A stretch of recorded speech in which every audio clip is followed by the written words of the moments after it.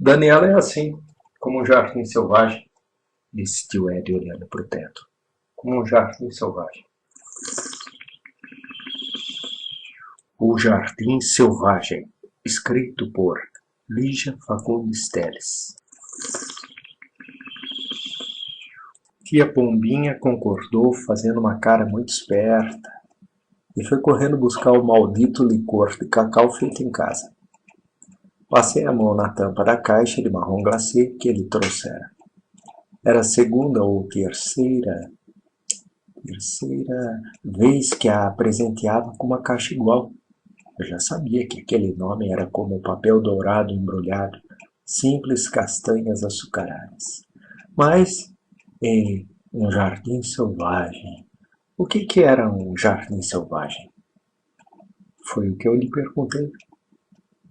Ele me olhou com um ar de gigante da montanha, falando com a formiguinha. Jardim selvagem é um jardim selvagem, menina.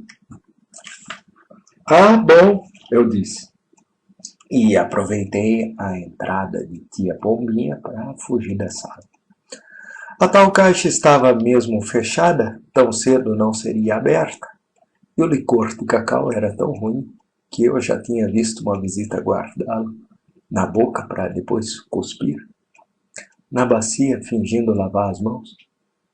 Mais tarde, quando eu já enfiava a camisola para dormir, tia Pombinha entrou no meu quarto. Sentou-se na cama. A caixa de doces já devia estar enfornada em alguma gaveta. Sovina. O Ed casado, imagine, até parece mentira. Meu querido Ed casado há mais de uma semana. Mas por que não me avisou, Cristo Rei? Como é que ele se casa assim, sem participar? Que loucura! De certo não quis dar uma festa, mas não seria preciso festa. Eu só gostaria de saber. Choramingou fazendo bico. Ainda não na noite passada, ele me apareceu no sonho. Apareceu? Perguntei, metendo-me na cama. Os sonhos de tia Pombinha eram todos horríveis. Estava para chegar o dia em que viria anunciar que sonhara com alguma coisa que prestasse. Não me lembro bem como foi. Ele logo sumiu no meio de outras pessoas, mas o que me deixou nervosa foi ter sonhado com dentes nessa mesma noite. Você sabe, né? Não é nada bom sonhar com dentes. Tratar deles é pior ainda. Sorriu sem vontade. Ficou toda sentimental quando resolveu me cobrir até o pescoço. Você agora me lembrou o Ed menino. Fui a mãezinha dele quando a nossa mãe morreu. E agora se casa assim, de repente, sem convidar a família, como se tivesse vergonha da gente. Mas não é mesmo esquisito? E que moça é essa, Cristo Rei? Ninguém sabe quem ela é. Tio Ed deve saber, ora. Acho que ela se impressionou com minha resposta porque sossegou um pouco, mas logo desatou a falar de novo com aquela fala aflita de quem vai pegar o trem. Falava assim quando chegava a hora de viajar. Ele parece feliz, sem dúvida, mas ao mesmo tempo me olhou de um jeito. Era como se quisesse me dizer qualquer coisa e eu não tivesse coragem. Senti isso com tanta força que meu coração até doeu. Quis perguntar: que é, Ed? Que é, Ed? Pode me dizer o que é? Mas ele só me olhava e não disse nada. Tive a impressão de que estava com medo. Com medo do quê? Não sei. Mas foi como se eu estivesse vendo Ed menino outra vez. Tinha pavor do escuro. Só queria dormir de luz acesa.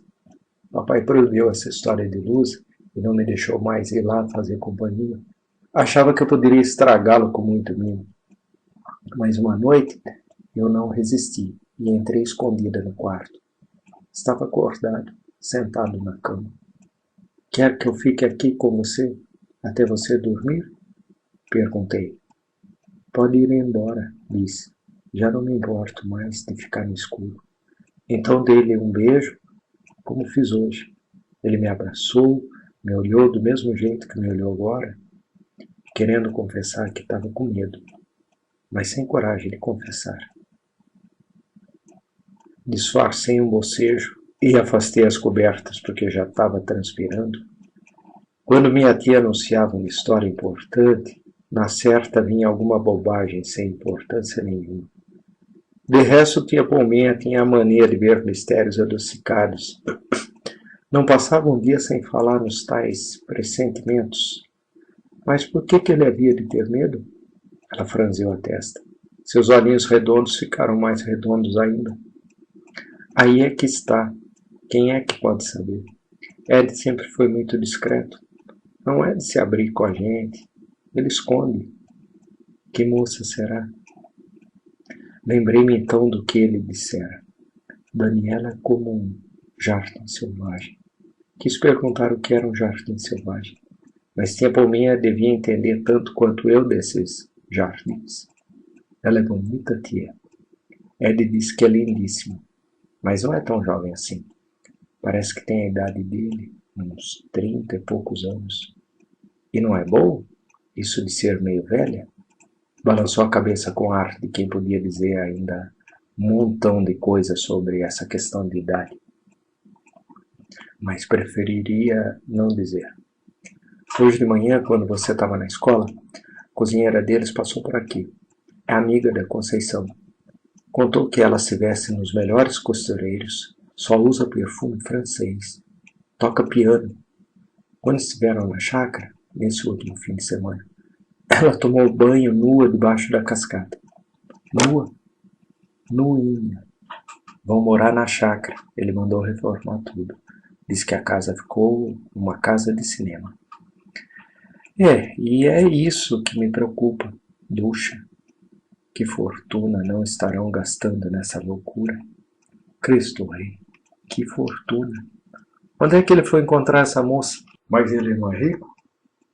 Aí é que tá. Ed não é tão rico quanto se pensa. Dei de ombros. Nunca tinha pensado antes no assunto.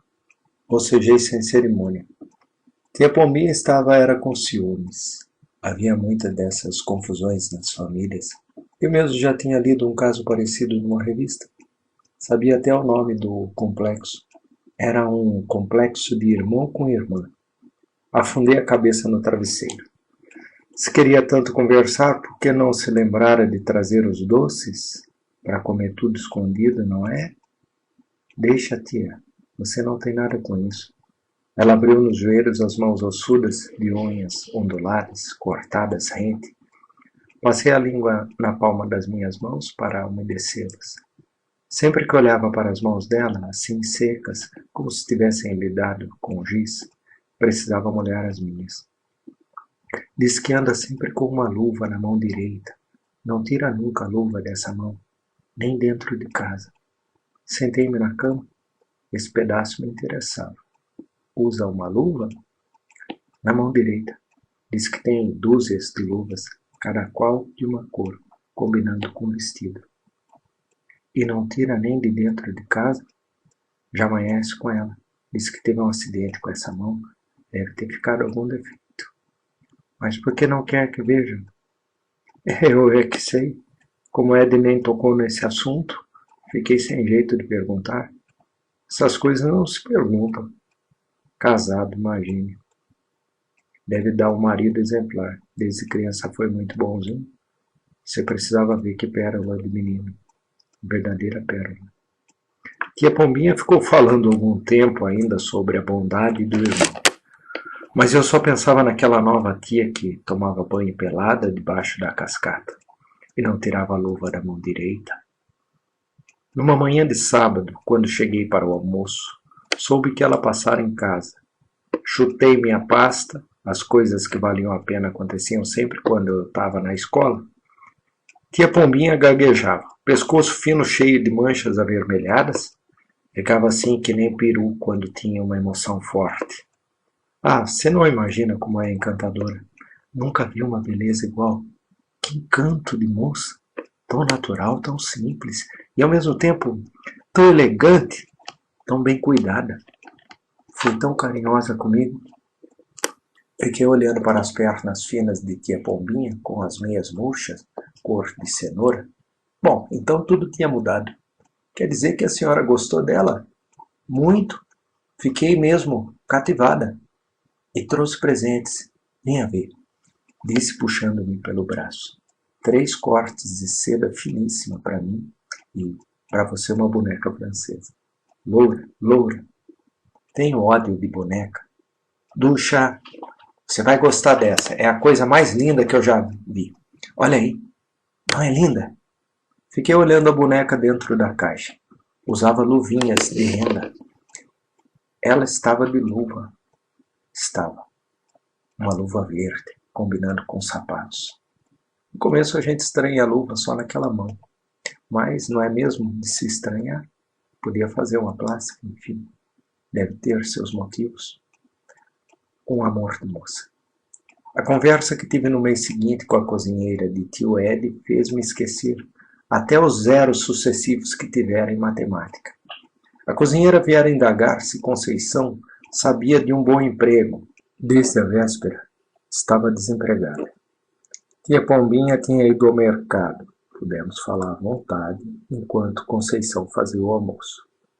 Seu tio é muito bom, coitado. Gosto demais dele. Começou ela enquanto beliscava um bolinho que Conceição tirara da frigideira. Mas não combino com Dona Daniela. Fazer aquilo com o pobre do cachorro, não me conformo. Que cachorro? O Kleber, lá da chácara.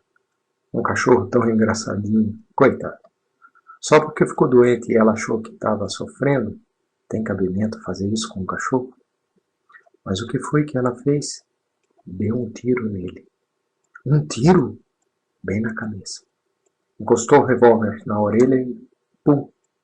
Matou assim como se fosse uma brincadeira. Não era para ninguém ver, nem o seu tio, que estava na cidade. Mas eu vi com esses olhos que a terra há de comer. Ela pegou o revólver com aquela mão enluvada e atirou no pobrezinho.